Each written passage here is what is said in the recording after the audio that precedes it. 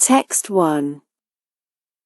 Did you know that forests in Europe, which provide wood for making into paper and many other widely used materials, are 30% larger than in 1950? In fact, they're increasing by May 1st million football pitches every year. Magazines are printed on paper from natural and renewable wood, which is all good to know if you love reading your favorite magazine.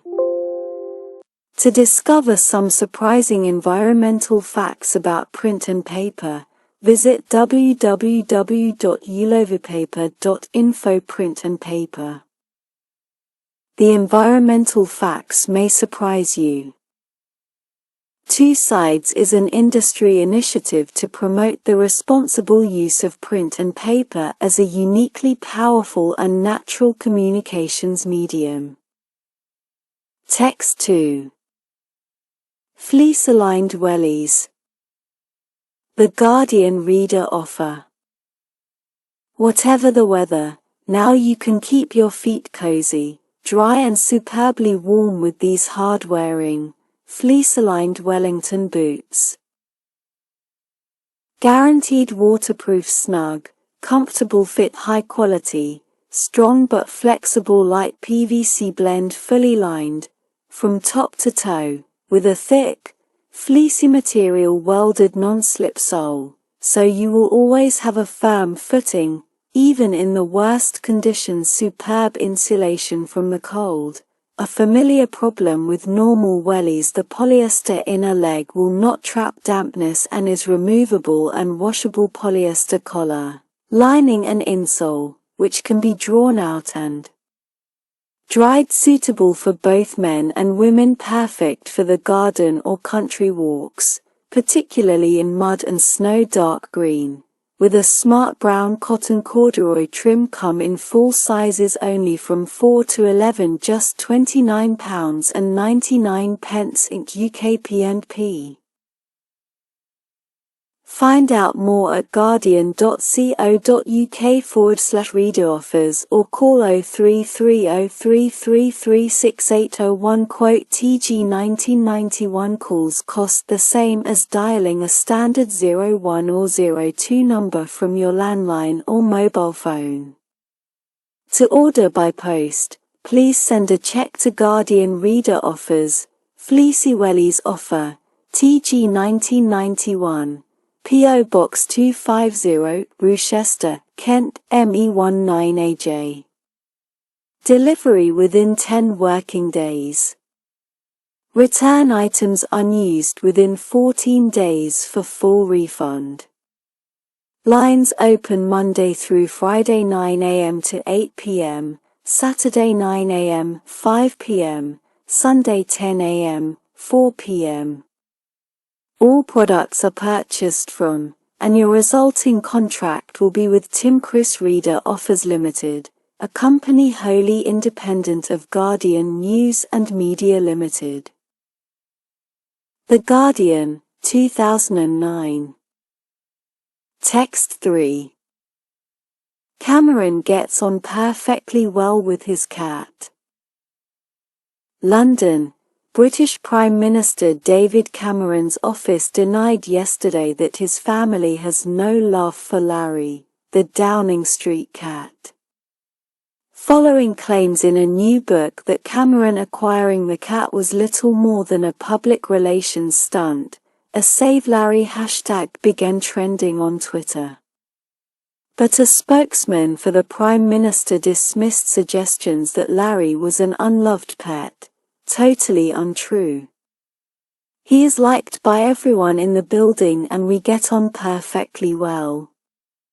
Larry was acquired after a rat was spotted in 2 television news bulletins scurrying outside the black door of the Prime Minister's residence in central London. However, his efficiency has been regularly called into question and it took him a few months to make his first confirmed kill. Reports have made him out as a cat more interested in snoozing than putting the frighteners on inner-city rodents.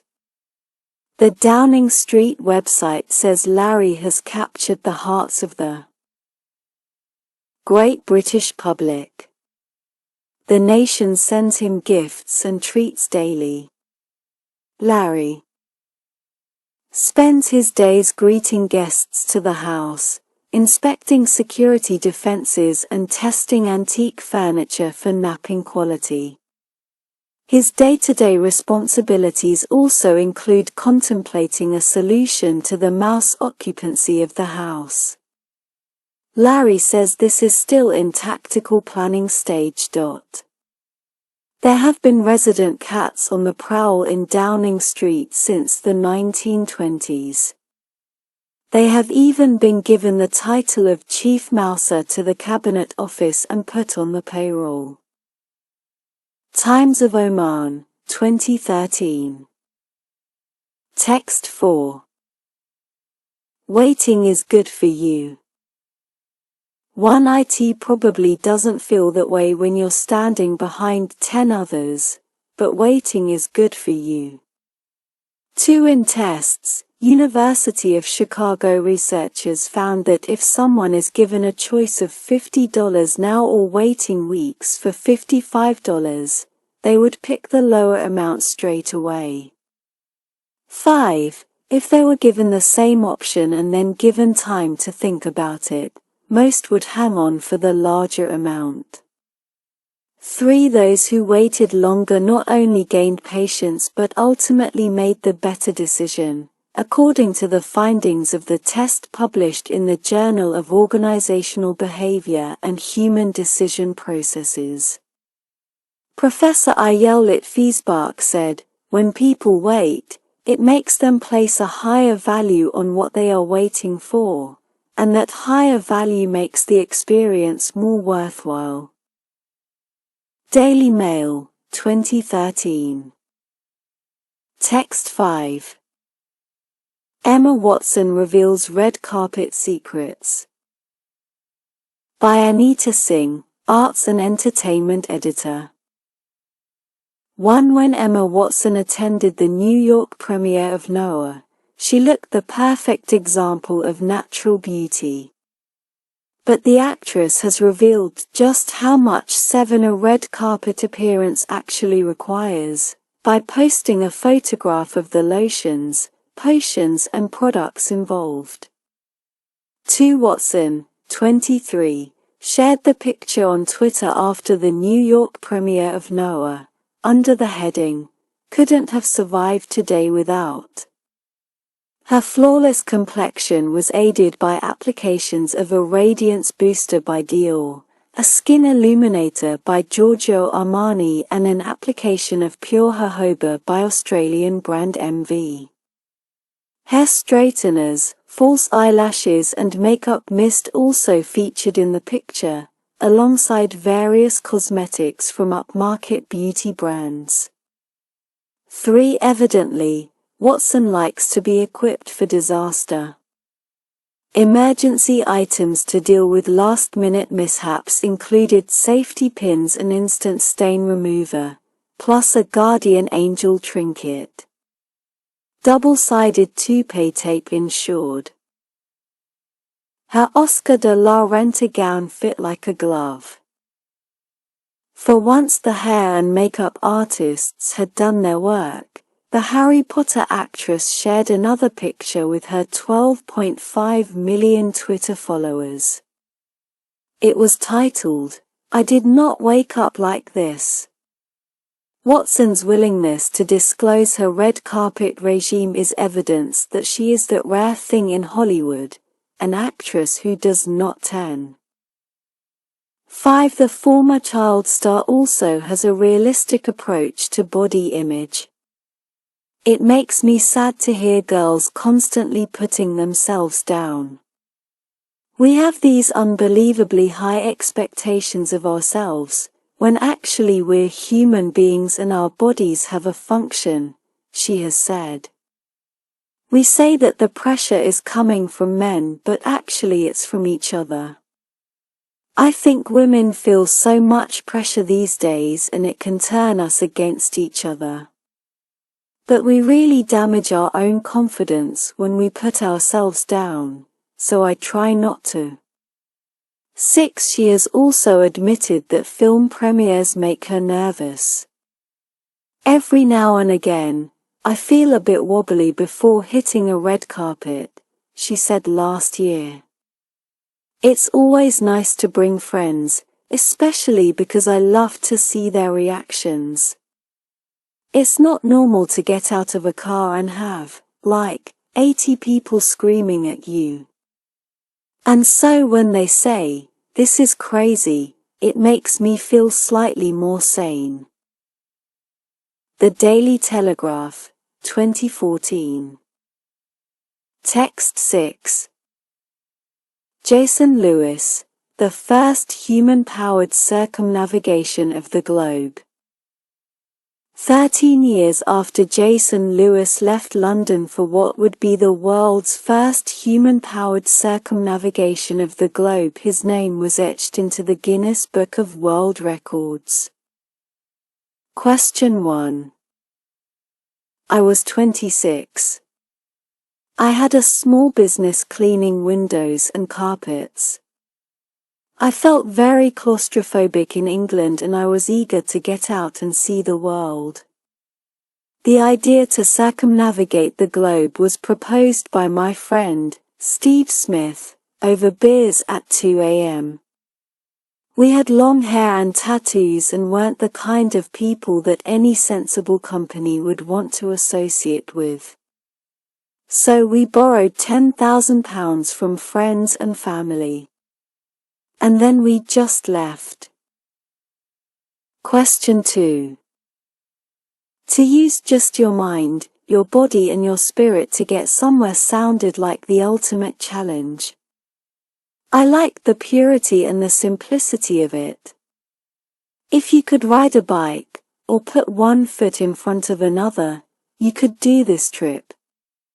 A trip of 46,505 miles of pedaling, walking, rollerblading and kayaking. I've always been interested in sustainability. I'm always thinking about my footprint, trying not to consume without thinking. Question 3. The route changed often depending on how the trip evolved. The ocean sections were set because you're going on the prevailing winds and currents and trying to avoid the hurricane seasons. The land sections were more arbitrary and were dictated by political barriers. For example, getting permission to kayak across Indonesia was difficult. No one had ever kayaked through Indonesia before, so the customs and immigration authorities had no idea what a kayak even was. Question 4. We started by going west. Americans still have an appreciation for pioneers, the kind of spirit that built this country. When we reached Miami, after 111 days of pedaling across the Atlantic, we were at the mercy of people we met on the dockside and started networking. We got talks lined up at yacht clubs, Rotary clubs, we put the boat on display at a boat show, we printed up t-shirts that we sold. If we had landed almost anywhere else, I think the expedition would have died then and there. After 6 months of fundraising we had enough to pay back our friends and family in the UK and could continue on the next leg to San Francisco. Question 5. For every hour of travel, it took 3 hours of fundraising to pay for it. That was much more difficult than anything else. Arriving on a new continent without any money and trying to book talks and figure out how to raise money, that's the exhausting part. When you're from a rich country trying to raise money to cross the world, to a lot of people it seems ridiculous. Question 6. I was sick of traveling by the time I finally got back to London. I knew I'd been out there too long, but I'd already invested so many years of my life in the expedition. And so many people had invested in me, people who had given $20, bought a t-shirt, whatever. I felt this groundswell of support. I had to finish, if for nothing else, for all these people. BBC.com, 2015. Text 7. EU ban on electrical appliances. Adapted from an article by Nathan Oyo. One campaigners last night rallied round to vent their fury as Brussels bureaucrats unveiled their latest plan to erode the lifestyles and choices of ordinary people. It follows the banning this week of vacuum cleaners which have motors above the new EU limit of 1,600 watts in a bid to cut energy usage. The permitted wattage will be almost halved again from September 2017 as the limit is reduced to 900 watts. 2 dozens of other everyday appliances could have the power sucked out of them too. What's more, some could be scrapped altogether if new rules around climate change are brought in. A report commissioned by the European Commission, the EU's executive body, sets out plans to look at the energy usage of a range of items and whether they could be made more efficient. The list of around 30 appliance categories includes toasters, kettles, heated greenhouses, power tools, aquarium lights and filters and gym equipment. Meat slicers and popcorn machines are to be spared the chop as they are niche markets. Mixers, rice cookers, blenders and deep fat fryers, however, are also under threat. 3. It forms part of an energy efficiency drive, Eco-Design Directive, to reduce consumption by 30% by 2030. However, campaigners repeated calls for the EU not to mess around with Britain's household appliances. Louise Dawes, spokeswoman for Eurosceptic party UKIP, said, "This is unnecessary interference in the lifestyles and choices of ordinary people." Who in the UK asked the EU to make up a list of banned electrical goods? People should be able to choose whichever toaster, juicer and hair dryer they like. It is the EU we need to take power from, not our hair dryers. For Alan Murad, of campaign group Get Britain Out, accused the EU of robbing Britons of basic choices. He said, "These proposals are astonishing. The fools who dreamt them up only reveal their economic illiteracy, as high-wattage devices are often more energy efficient than what they'll be replaced with. The meddling in our affairs by unelected bureaucrats, the relentless stifling of consumer choice, prove the EU have no democratic credentials to speak of. It is yet another assault on the British way of life." 5. EU Energy Commissioner Gunther Oettinger said the regulations are needed to tackle climate change. He said, "All EU countries agree that energy efficiency is the most effective method to reduce energy consumption and dependence on imports and to improve the climate. There need to be mandatory consumption limits for small electrical appliances." 618. Benny Pacer, of the Global Warming Policy Foundation, said sapping the energy out of electrical appliances will only lead to people using them for longer. He said, "Of course this is not going to have any impact on climate and it is not going to save the planet. There is no example in history when any product technology has become more energy efficient and this has led to a decrease in energy usage. In fact, the opposite happens. And if it leads to people saving money, then they will just buy more electrical appliances. The theory is nonsense." 7. The Daily Express is the only newspaper to call for Britain to leave the European Union with our Get Britain Out of the EU crusade. Express.co.uk, 2014. Text 8. The World Peace Game. U.S. teacher John Hunter found global recognition when he devised the World Peace Game. He discusses its impact. 1. Being thrown in the deep end in my first job gave me the creative freedom I needed. It was 1978 and I was given a 9th grade group in inner-city Richmond, Virginia. These were mostly ethnic minority students who were not well off. My task as a social studies teacher was to cover the subject of Africa, but this was the kind of school that didn't have many textbooks. You had to create your own exercises and assignments.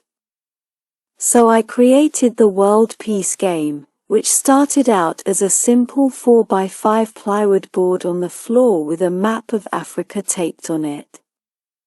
I gave them all the problems I could find and said, let's solve them. 2. The students are human agents in the game. The rules state that I can do nothing to interfere. I can only ask questions and point out whether they have considered the consequences of their actions. It's a huge risk every time, but my faith and confidence in the children makes me think they can. 3. Some really do dark deeds, but the game allows them to see, experientially, the effects of their positive and negative actions. They almost always choose to do the right thing because it feels better. There is something in children, and all humans at some level, that means they simply want to be helpful, useful and kind. It's not something you have to teach or preach to them.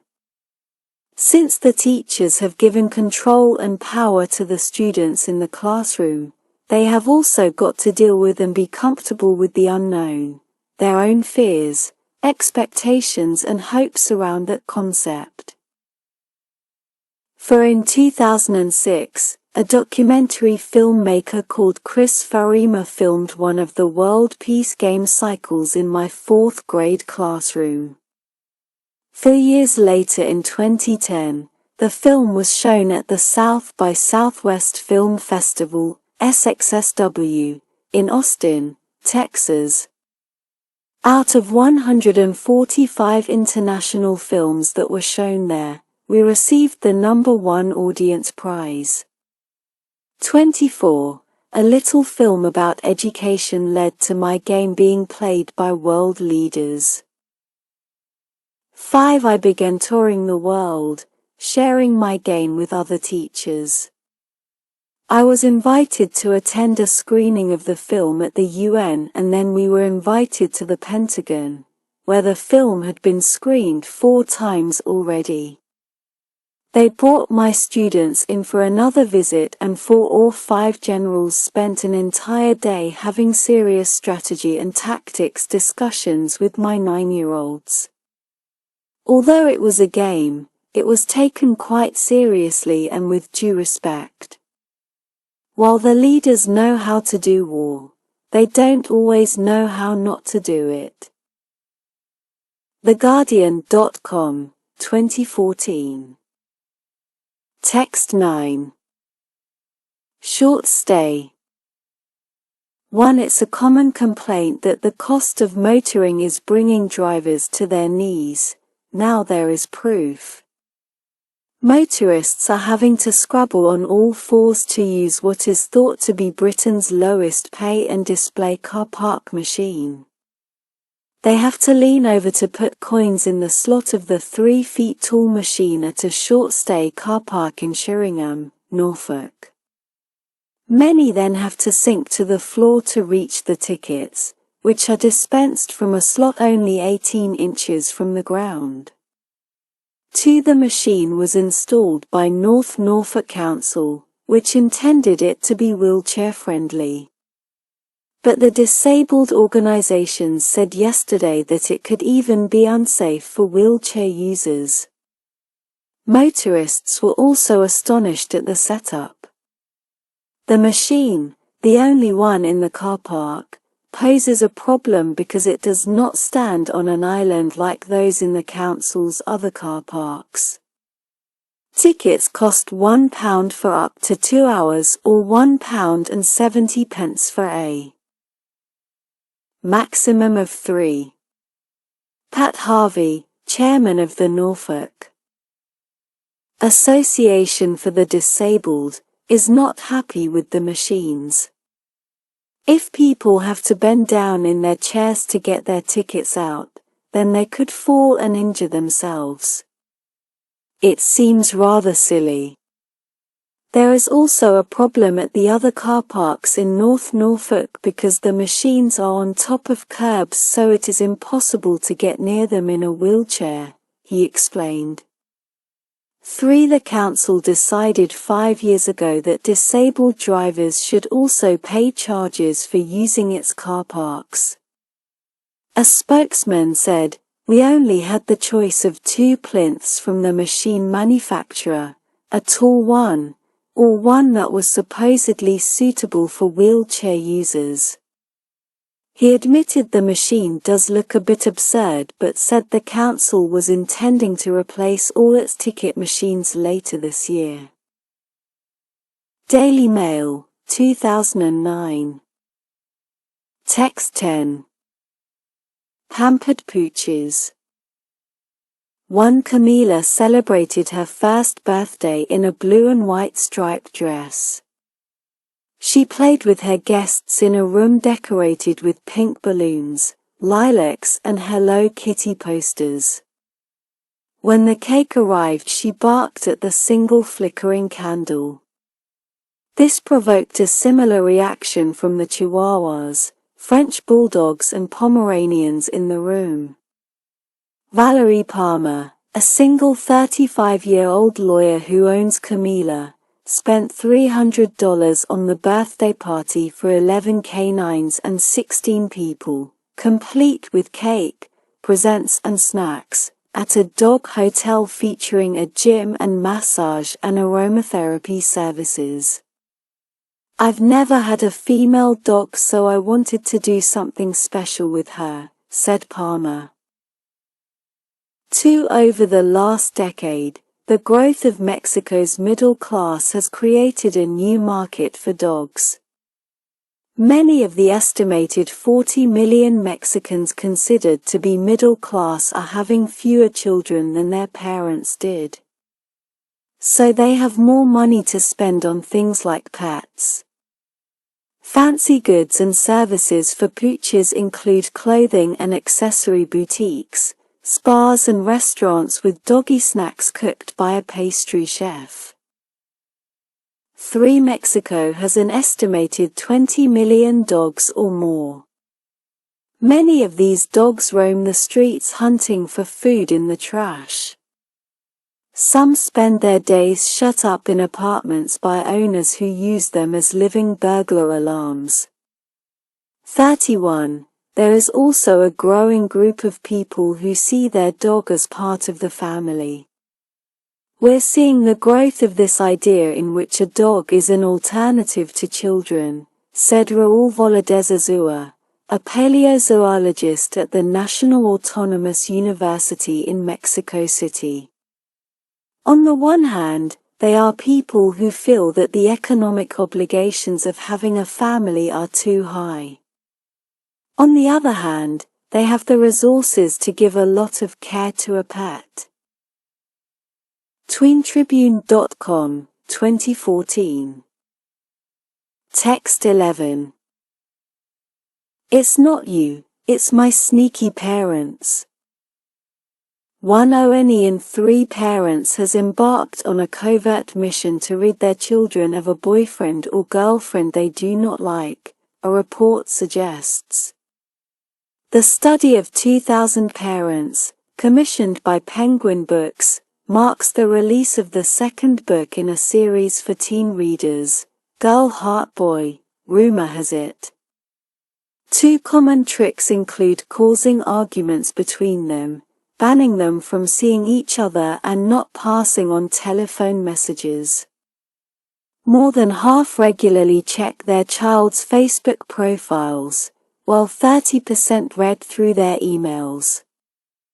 15% admitted to posing as a friend on Facebook or Twitter to see their profile. Around 24% thought the person their offspring had fallen for was too old. Other reasons included troublemaker reputation, 23%, not liking their family, 22%, or being from a rough part of town, 16%. For mothers are the biggest spies, with 1 in 3 admitting they have won a battle to rid their son or daughter of someone they considered not good enough. The Daily Telegraph, 2012. Text 12. Chimpanzee wins $10,000 prize for abstract painting. A painting by a 37-year-old chimpanzee has won $10,000, £6,450, for a chimp haven sanctuary in northwest Louisiana.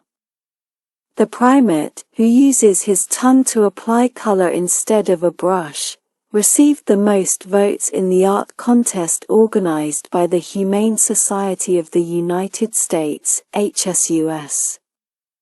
5 other sanctuaries competed, using paintings created during enrichment sessions, but Brent's delicate smears of blue, violet, yellow and turquoise triumphed before the judge. 2 renowned primatologist and conservationist Jane Goodall picked her favorite piece from the selection of entries. Runners-up included the former performance monkey Patty, who painted with urgent swipes of primary colors, Jamie, who escaped from a lifetime of biomedical research to create an abstract image in violet and pink, and former lab monkey Cheetah, whose burst of hot reds and yellows earned him second place. 3 All of the art was beautiful and unique, just like chimpanzees, said Goodall. It was difficult to choose. The winning sanctuaries will receive grants from the HSUS to help care for chimpanzees rescued from research, entertainment and the pet trade. It is estimated that more than 1,100 chimpanzees reside in laboratories, entertainment facilities, private residences and other facilities in the U.S. TheGuardian.com, 2013. Text 13. Smart baby toys. Adapted from an article by Kathy O'Leary. Many parents are trying to turn their child into a baby genius by buying expensive games and gadgets. Instead, it would be better if they let them learn naturally during play, according to an Australian education expert. Expert Michael Nagel, who has written several books on neurological development in children, said many parents mistakenly believe they can speed up their child's development. 3 manufacturers of smart toys are taking advantage of this. They try to convince parents that buying products such as fancy flashcards, Mozart CDs, glossy activity books and language DVDs could greatly accelerate their child's development. For Dr. Nagel claims that children feed their brain through engaging with their environment. When you let them run around outside, playing and socializing with other children, and provide them with a loving, safe environment at home, that's all a child needs for healthy development. Young children also learn literacy and academic skills through daily activities such as writing shopping lists, counting towels in the wash and counting or color-matching toys. 5. Trying to have children do too much too soon by performing certain tasks or producing certain results may engulf children in undue stress beyond their limited coping abilities.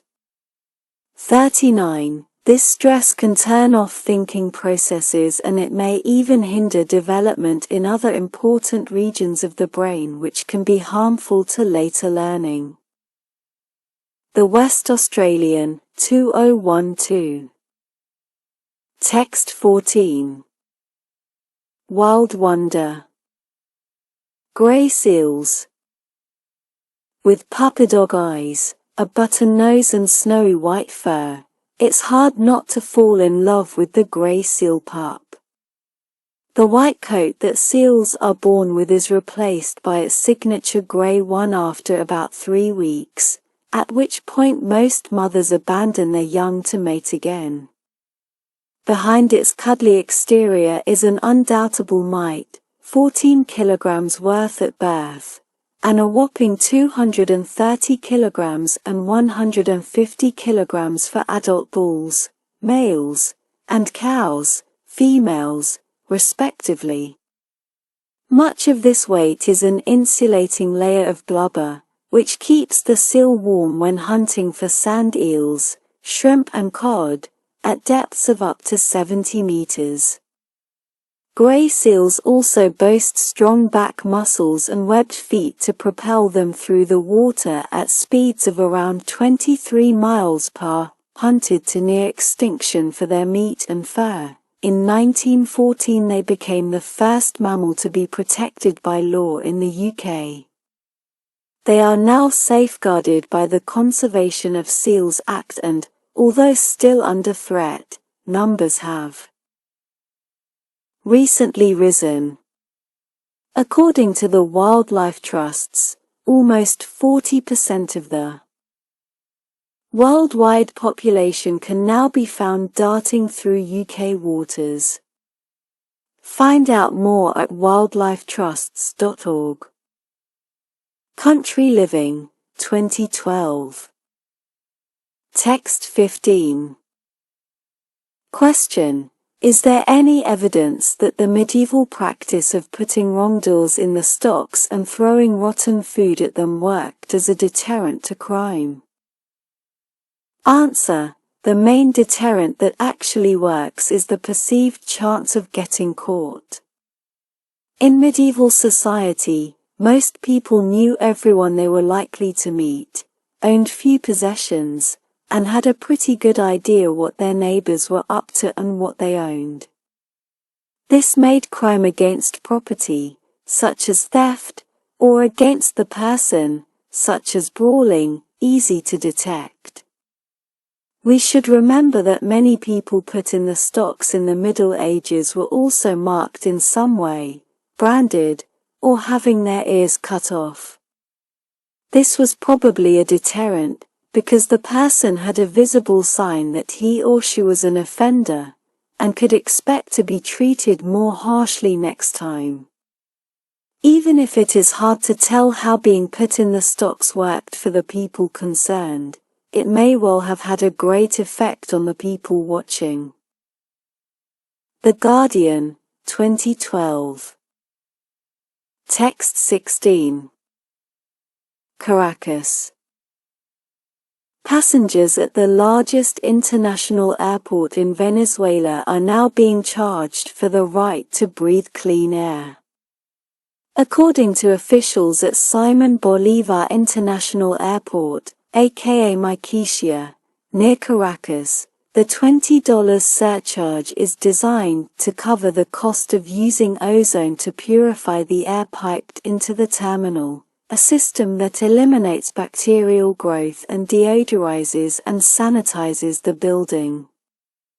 However, this explanation provoked fury and ridicule on social media. "Could you explain to me the ozone thing in Maiquetía?" tweeted radio presenter Daniel Martinez. "The toilets don't have water, the aircon is broken, there are stray dogs inside the airport, but there's ozone. The week, 2014.